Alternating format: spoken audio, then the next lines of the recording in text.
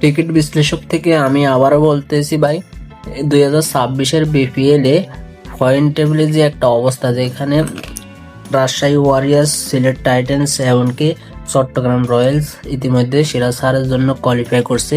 বাকি একটা স্লটের জন্য 3টা দল দাবিদার, যেখানে 3টা দলেরই চান্স আছে। যদিও রংপুর রাইডার্সের 90% চান্স, আর ঢাকা আর নোয়াখালীর জন্য আছে 10% করে চান্স।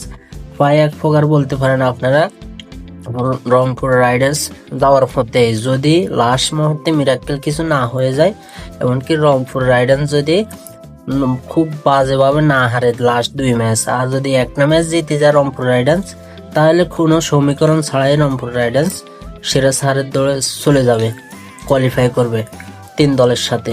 আজ যদি রংপুর রাইডার্স 2 ম্যাচে ঠগে, নোয়াখালী ঢাকা বাকি ম্যাচগুলো জিকে, তাহলে রান রেট হিসাবের পরে দেখা যাবে কে কোয়ালিফাই।